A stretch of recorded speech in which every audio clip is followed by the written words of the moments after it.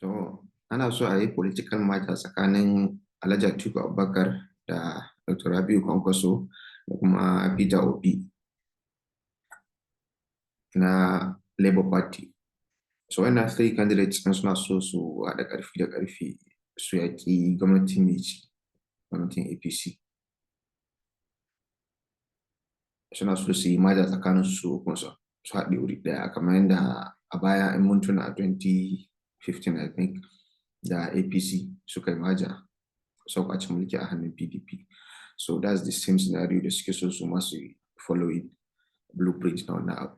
But amma there is a one key issue a nan wurin jama'a. Ya kamata mu farga kuma mu tashi mu waye. Mu ilmantar da kanmu saboda a baya mun yi kuskure ko in ce kurakurai ma masu yawa akan wannan maja da aka yi. Idan ya kulle kawai mun mai da hankali a wajen kwace mulkin ne, amma babu mutane ko in ce gabaki ɗaya ma babu wanda ya shirya akan harkokin tafiyar da mulkin. So inda aka dinga samun matsaloli problems kala-kala suka dinga arising. Aka dinga faɗace kan su wane ne ma za su tafiyar da mulkin, wani ɓangare ne za su tafiyar da mulkin. Saboda ku gane cewa shi fa da aka yi wannan haɗa kan aure guda, so kowa da ƙudurin shi, kowa da manufofin shi, kuma kowa yana so ɓangaren shi ne zai fi benefiting. So problem na farko ma kenan da za a fara fuskanta a cikin tafiya.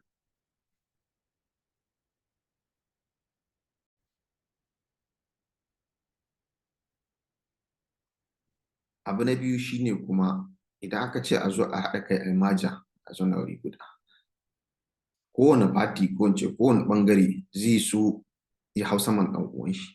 Matsalan kenan yawanci aka wannan abubuwan ba ana yi bane ba dan jama'a, suna yi ne dan political ambition nasu. So this is a major issue a cikin tafiyan gabaki ɗaya. Abu na uku shine cewa ku mutane kada ku kuskura ku rufe ido a sake maimaita kuskuren da aka yi baya. Mutum kawai ya je ce shi ba ruwan shi ko kare da kowane kare da doki kamar lokacin APC da kawo shi za su zaɓa. Party za su zaɓa. Ba ruwansu da mutanen kirki mutanen banza kawai dai a ƙwace mulkin. So sai aka dinga wanki da jirwaye. Sabida mutanen banza su dinga tsallakewa suna kuma wannan party inda kawai su kuma kan mulki. So ya kamata mu mai da hankalin mu wuri guda, mu zama masu hankali, masu tunani, masu ilimi. Duk abin da za mu yi shi ne ba yi don kanmu ba ko kuma don wani kudiri da muke da shi a'a. Mu sa ƙasanmu ita ce a gaba.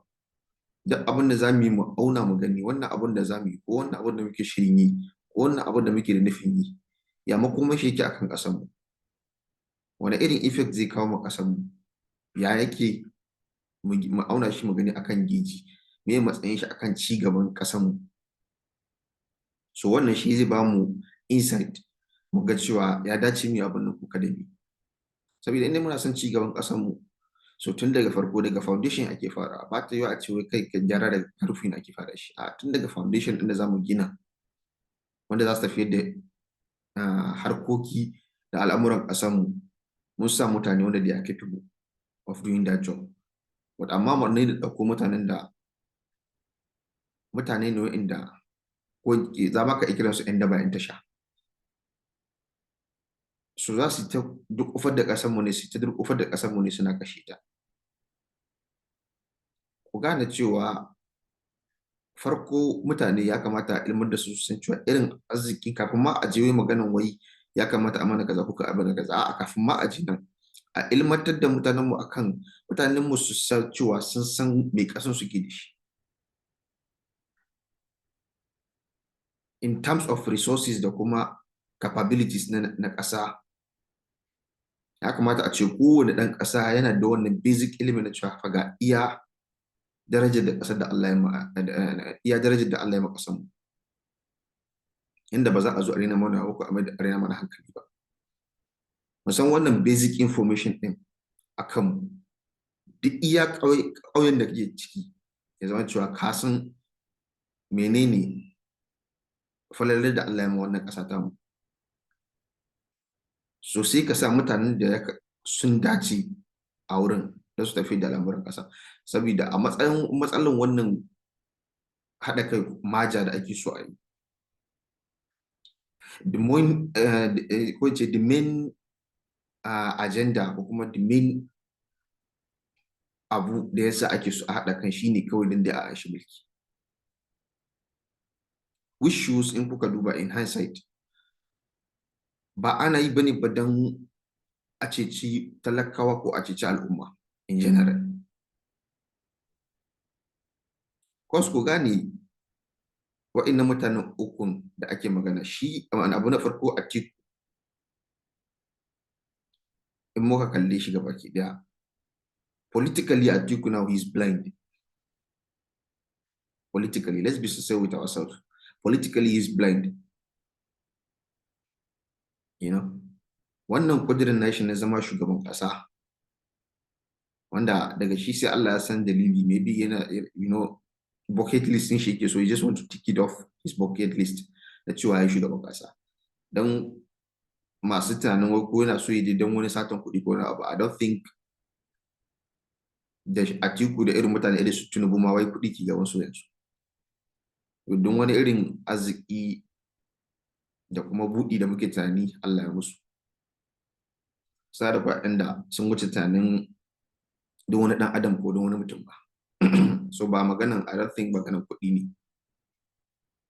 It comes with maganan power da kuma wani kuɗi na cewa a ce the highest honor da zaka samu a ƙasa shine a ce kai ne ka jagoranci wannan ƙasa. Sunan ka ya shiga cikin kundin wanda suka jagoranci wannan ƙasa. That is the highest honor ma ɗan ƙasa. What amma the thing is shine, to be frank with mutane, I don't see any genuine plan or genuine way da suke going akan shi na cewa idan sun ashi mulkin nan ga yanda za su tafi da mulki akan yadda ya kamata. What that is beside the point, ba wannan bane ba issue din. Problem shine akan wannan kudirin nashi da ya kallafa mara shi, issues da ake samu idan aka zo irin wannan, so other parties su ma ai ba mawakata bane ba, sun sani, so they will take advantage of that. So za a ga an zo mai ya zauna ya tsare haƙƙin ɓangaren mu ko kuma wani abu, sai ya ga zo yana, you know, an yi forcing nashi na cewa dole sai ya yi muraba'a ga wasu abubuwan. That's the problem ake samu da wannan gabaki a harkar wannan haɗa kai maja da ake.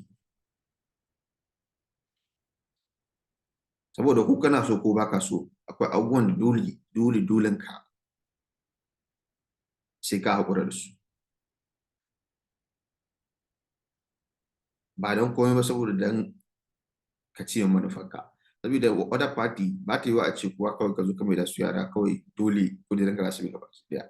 Idan aka zo sai sa maja take da wahala sosai. Idan aka zo maja dole kowa yana so ya take advantage wani abu. So kowa yana kallon weak point na kowa ne ya take advantage kan wannan weak point. So that's my main concern, main issues akan wannan maganar maja da ake. Saboda let's be frank, mu arewa ba mu bukatar maja. Duk candidate da muke so mu tsaye da ba mu bukatar maja, but amma for harmony da kuma progress na ƙasa da zaman lafiya, it is a good thing a haɗa kai gabaki da kowane ɓangare a tafi kan alƙibla ɗaya. But amma abin da nake so jagororinmu da mutanenmu su fahimta shine, it doesn't matter na cewa ana so a haɗa kai ko wani abu, but it cannot comes at the expense na cewa mu an shiga haƙƙinmu 'yan arewa ba. That should be non-negotiable. Ku fahimta da wannan. So definitely za a zo abin ya zama na cewa in dai haka an haɗa kai an tafi da yadda ake so a majin nan, believe me, in kaga ta haɗu to an cuci wani ɓangaren. Definitely. Sabida su wanda suke jagoranta a imajen nan ba suna yi bane ba dan talakawa ko dan al'umma, suna yi ne dan political ambition nasu. And ambition nasu, it comes first before anything else. That's the issue da muke samu. They are not patriotic enough na cewa su kauda saransu su sa kasansu a gaba ko mutanensu a gaba.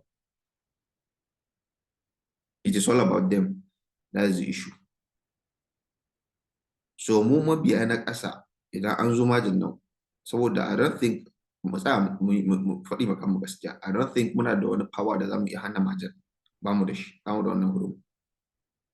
Babu abin da zamu iya mu hana majin in lokacin ta yazo. But amma the only thing da muke da shi shine ƙarfin voting. So idan aka zo voting, mu tabbatar da cewa mun yi amfani da hankali da tunaninmu da kuma mun hangi ci gaban ƙasarmu, ci gaban ɓangaren mu. Duk wanda suka tsaida idan muka auna muka gani me yayi dalilin tsaida shi, me yayi manufofin shi akan ɓangaren mu. In muka lura cewa wa'annan bai yi aligning da irin ƙudurin mu ba, so it doesn't matter wai yana fatan kada mu yi wannan kuskuren da muka yi a baya na APC. Mu tsallaka wani ɓangaren mu hango wanda yi manufofin shi sun dace da mu, ko kuma a mu za mu amfana da manufofin shi, mu zaɓe shi. Saboda mu daina wannan ƙauyancin na wai dole sai ɗan takarar Allah tuba ko ɗan gidanku ne, in dai ba za ka ƙaru da shi ba me amfani shi. Ku fahimci da wannan, bari abu na ƙasa. So ya kamata societal abu da muke sakawa a rayuwa ya kamata shi ma mai apply nashi a wurin siyasa. Saboda in society in dai a ce ga wani ya zo bai amfanar da kowa sai magalla za mutane azaba, ba mai sanya ya haɗa jiki da shi ko hanya da shi ba. Amma sai ga a siyasance an zo mutum sai galla za mutane azaba ke, amma kuma sai su ake associating da shi. Amma ya zama wani societal hero, ana ta haifin nashi, ana bankama shi. So duk ina abubuwan nake so mutane mu shiga taitayin mu mai da hankalin mu guda akan wannan abubuwa. Mu tabbatar cewa na ga muku babu tunanin muna da wani power ko wani influence mu hana wannan maja din. But amma what we have is voting power. So muna amfani da wannan leverage din mu ma, kamar yadda 'yan siyasa suke leverage namu, wani leverage suke amfani da shi da suka gani suna amfani da shi don su cimma burinsu. So mu ma we should learn from them. Duk wannan power da muke da shi ya karamin power da mai leverage na shi to our advantage. So kuma this is I'm talking to all the parts na magoyansu. Idan aka zo wannan abu ko, saboda problem da muke da shi yanzu an sa bambance-bambancen al'adu da ɓangare da kuma addini ya yi tasiri a cikinmu. Bayan da muka iya, duk yadda muke so mu kau da kai bayan da muka iya, riga ya yi tasiri. So dole mu mai da hankali. The only thing da muke sharing yanzu which is common shine ƙasar nan. That's the only thing that is common among us. Mu gaya maka mu gaskiya. So ya kamata cewa mu mai da ita ce jagora akan yadda za mu yi tafiyar da al'amuran mu, kuma a yadda za mu fidda zaɓin mu. Wani abu da za mu yi ya zama da cewa mun auna shi ka, ko kuma ce mun kusanta shi da wannan ci gaba na ƙasar nan mu gani. Zai kawo cikas ko ba zai kawo cikas ba, ci gaba zai kawo ko ci baya. So dai irin wannan abubuwan ya kamata muna amfani da su, mai da tunanin mu da.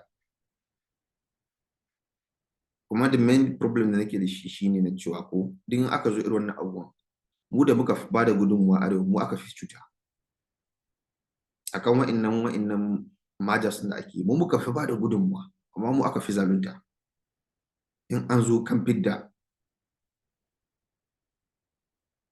manufofi wanda za a tsaya kansu akan majalis. Mu aka fi cuta, mu aka fi kwara, ba don kuma ba, saboda mu arewa Hausa Fulani muna da kawaici, muna da alkunya. So sometimes sai a dinga taking advantage wannan abu kuma ana zalunta. So it is high time mu daina yadda ana bi ta kanmu ana taka mu. Mu tsaya akan kafan mu, duk wanda ya zo mu tsaya akan kafan mu, mu tabbata mun kare haƙƙin mu. Ba mu ce ba ai ina kira a zalunci wani bane ba, kada mu zalunci wani mu ma, but mu tabbata an kare haƙƙin mu, ba a zalunce mu ba. Kada mu kuskura mu ƙara nuna kawaici ko alkunya. Mu tabbatar da cewa ba a zalunce mu ba, an fidda mana haƙƙin mu. So abin da nake so ne magana da shi kenan. Allah ya sauke kuma Allah ya samu dace.